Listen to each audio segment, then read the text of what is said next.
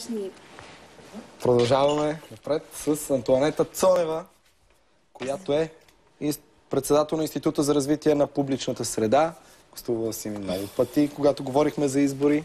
Добро утро. Говорихме преди малко, че на ти си говорим, нали? Да, говорим си извън ефир на ти. Че не обичаш да четеш вестниците в хартиен вариант, така че ще бъде нещо като експеримент за тебе тази сутрин.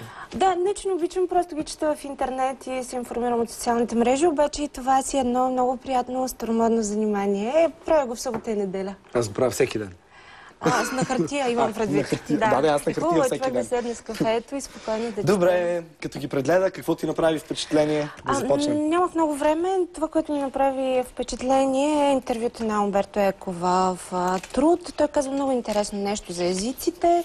Не знам, сигурно адски необичайно да започне някой да преглежда вестниците от 24-та страница, но във всички случаи тук в това интервю може да прочетете нещо много интересно.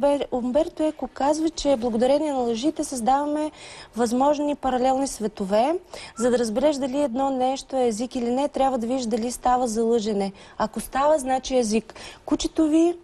Кучето ти краде храна и се крие, но не разправя, че било друго куче.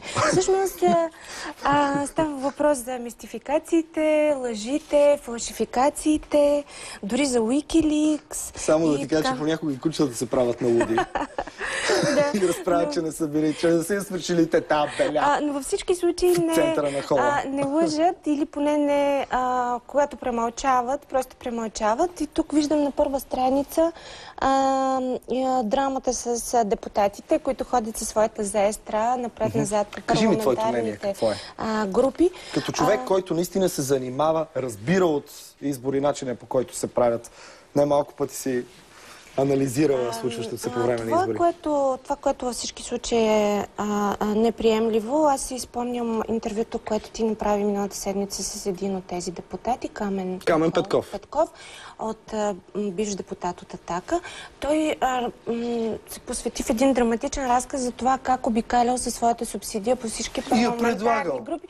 И я предлагал. Единия Костов или Мартин Димитров, единия бил на вид, другия не бил на вид и затова не се разбрали да е при тях. А ГЕРБ тогава не е искали, защото били в добри отношения с Атака и ако вземат неговата субсидия, това ще взриви отношенията. РЗС не им предложил на тях и в крайна сметка се е спрял на БСП и всичко това беше разказано с един нормален. На мен ми заприлича на зестра. Всъщност това е нещо, което носиш 15-17 хиляди със себе си на месец и предлагаш на групите да те приютят. Едни пари, които не можеш да похарчиш по коли и по ресторанти, обаче някак си разполагаш по някакъв начин с тях и се чуеш за какво да ги дадеш.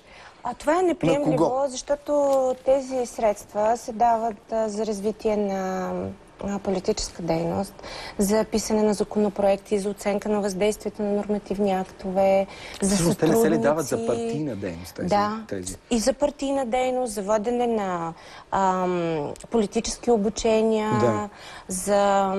Защото за парламентарна дейност парите би трябвало да идват от бюджета на Народното събрание. За политическите партии оказва внимателно за какво трябва да се за парламентарна дейност, за дейността на един народен представител, парите би трябвало да идват от бюджета на Народното събрание, а не от партийната субсидия. Както и за сътрудници той трябва да отделя от своите допълнителни средства, за които между другото ние забравихме. Типично за България. Това беше скандал някъде миналото лято, спомняте си. Те бяха много. Да, но пак да се върнем към тази група. Ние от нашия институт сме подготвили един въпросник, който ще изпратим до всички независими депутати, защото те станаха вече достатъчно много, така че започваме да изследваме внимателно тяхната парламентарна дейност. И един от въпросите, които ще зададем, е по какъв начин финансират своята дейност, изобщо политическа, как заплащат на сътрудници, как представляват интересите на своите избиратели, имат ли приемни, имат ли затруднения като независими депутати, имат ли транзакции, за това, за което говореше вице-премиерът Цветанов от субсидията, която отива към ГЕРБ. Тук при мен ще го питам. Сигурност, ще разговаряте с него за това и това би било интересно, защото в друга телевизия беше споменато, че е такова прехвърляне на средства. Само, че Той се каза А прави. и не каза Може би днес Б. това ще се Надявам се. изясни. Затова обаче ние така или иначе ще изпратим този въпросник. Започваме една такава независима медия, блог, Отворен парламент, граждански гласове, който ще се занимава с гражданския дневен ред и ще задава такива въпроси и ще ги представя в социалните мрежи. Ясно. Добре. Така че Супер този успех на въпрос този блог. ще бъде засегнат. Надявам се, живот и здраве, около 15 януари да го стартираме. Какво друго? С теб си говорихме преди да започне. МВР пуска и жени агенти под прикритие. Да. Интересен е въпросът какво става с специалните разузнавателни средства. Точно така, да припомним на хората. Да припомним, че в България твърде много се използват СРС-та, неефективно. Има една специална комисия в парламента, която се занимава с различни видове изслушвания. Помните след скандала Ало Ваньо, че там имаше сериозни констатации, че в България няма достатъчно гаранции, че е възможно тези способи да се използват за политически средства, след което всички заинтересовани институции се заклеха почти с религиозна увереност, че ще се промени закона. До момента нищо не се е променило. Той как трябваше да се промени? Всъщност да се промени отговорността. И да се гарантират законните права и интереси на гражданите, че няма да се навлиза в частното пространство. Защото тези СРС-та, освен тях имаме и достъп до трафични данни. Тази комисия Закона за електронните съобщения. Ангажирана и с гарантиране на правата по отношение на този закон. Разбрахме от последния доклад на комисията, че има множество осигурени достъп до трафични данни, така че... но там регулацията така или иначе не настъпи. Ще проверя каква част от СРС-тата, всъщност, които се разписват, каква част от тях влизат като доказателства. Доказателствени средства в съда. Защото това наистина е много... Това наистина е много любопитно. От 10 000, ако не се лъжа, горе-долу бяха годишно СРС-тата, които се разписват. Да му се не види много... Така, трябва да се поровя, пък нямаме това. Във всички случаи е важно как се изразходват средствата за СРС и ние като данъкоплатци трябва да знаем тяхната ефективност. Затова това става през тези публични доклади. Може би е добре да попитате и това, господин Цветанов, колко са все пак тези... какъв е този бюджет? Обикновено се говори за едни митични 100 милиона. 100 милиона и се сравнява с това, че се дава толкова пари за култура. Управляващите обикновено твърдят, че не са толкова, че са 20, обаче така или иначе не става до край ясно.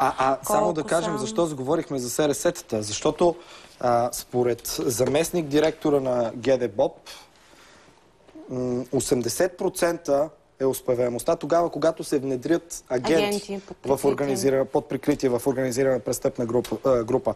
Тоест, това е трудният начин, очевидно. Това е трудният защото трябва да имаш обучени хора, лоялни, което е най-важното, те като се внедрят да не вземат да заработят за истинските пари и за големите, да продължават да работят за държавата и за системата срещу 700 или 800 лева на месец.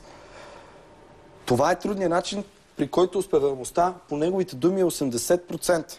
80% ефикасност при използване на тайни агенти. Да. За жените разбрах, че... Какво казваме за тях?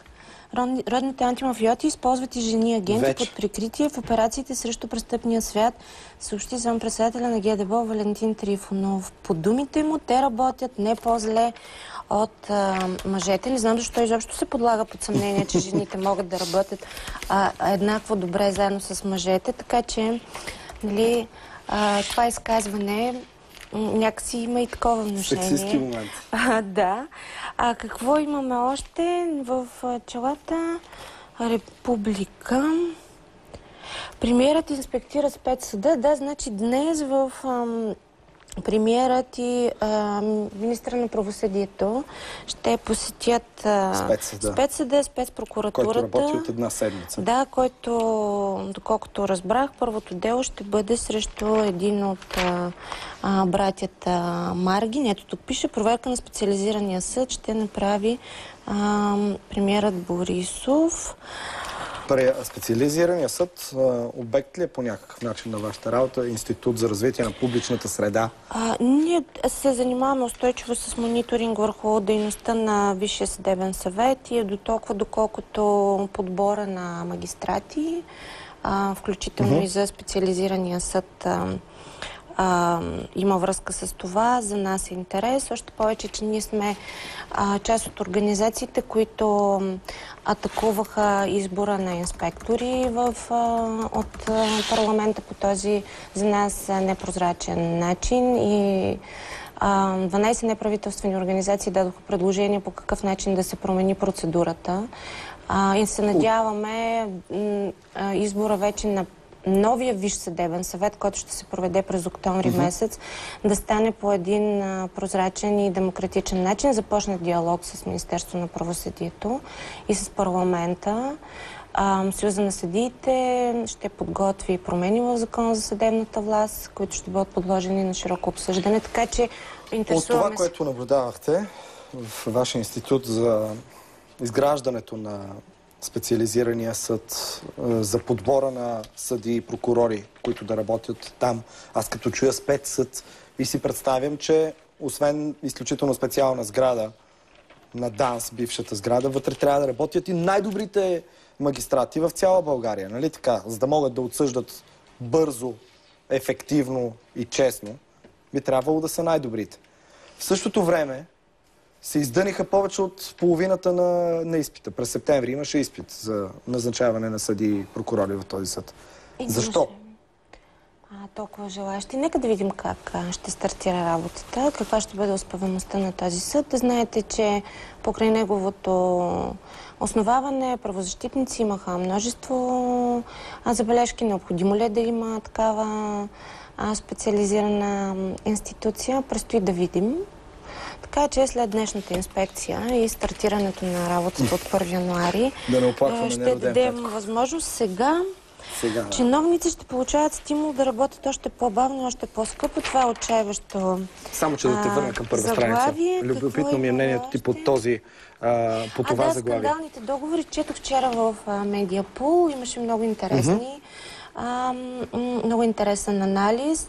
Да разкажем на хората за какво става въпрос. Това, което аз разбрах е, че това го казва самият шеф на АПИ, че тези договори, които са сключени за 4 години, са договори, които не са ефективни, не са полезни по начина, по който са направени, защото в тях се включват едни коефициенти, с които се умножават единичната цена, ако пече слънце. И се оказва, че всъщност за изпълнителите на тези договори, те печелят, когато няма сняг, защото машините стоят на стендбай. Все едно да плащаш курортна такса за каране на ски през лятото. Цялото оборудване трябва да е на стендбай и когато започне да вали сняг, тогава пък се почва да се плаща по цени, без да се начислява този коефициент. Т.е. тогава те започват да губят, а ние като граждани започваме да печелим. Аз очаквам утре на Министерски съвет в сряда, всички случаи тази тема, не за договорите, а като цяло за ситуацията, в която в България не е сезона бедствие, когато настъпи истинска зима, отново да бъде предмет на разговор и си спомням, че миналата година точно по това време, декември месец, премиера Борисов, пак на Министерски съвет, беше казал, че искат всички да са в пълна готовност, така че да ловя снежинките от въздуха и ще бъде много ядосан, ако вижда заглавие "Зимата ни изненада". Всъщност на кого го каза той това миналата година? Спомням си, че на хората от кабинета. На бъдещия президент, аз пък доколкото си спомням, Росен Плевнелиев, който тогава беше министър на регионалното развитие. Тук любопитното е, че въпросът към тези договори. Знаем отношението на управляващите към тройната коалиция. Един от основните упреци, че са подписани страшно много договори, неизгодни, които ние трябва да им плащаме, казват сметката. А това, ако е неизгодно, е подписано Казват, от 8 няма да разваляме, защото ще има много големи неустойки. Но кой знае, аз си спомням, че на последния пък Министерски съвет имаше една много разгърната визия за това да има една армия в Европа, за да не харчим пари за кугари, за изтребители, за фрегати, да има един прокурор Европол да действа на територията на цяла Европа. Аз си питам, що пък да няма. Може би утре ще стане ясно, че по-добре да има единна агенция АПИ за цяла Европа, така че когато гледат внимателно CNN и разберат какъв ще бъде климата, да разполагат сили и средства. CNN, защото там... за БАН няма пари за метрология. Да, сили и средства там, където това се налага, така че като има такъв единен център, ще се надяваме, че нашите новопостроени магистрали ще бъдат почистени до асфалт. Добре. И няма да се случва всичко това. Да сложим точка. Снегопад просто беше тази драма, която се разигра тези 3 дни. Благодаря ти, успешна работа ти. Желая, и аз останете с нас. благодаря, хубава сутрин.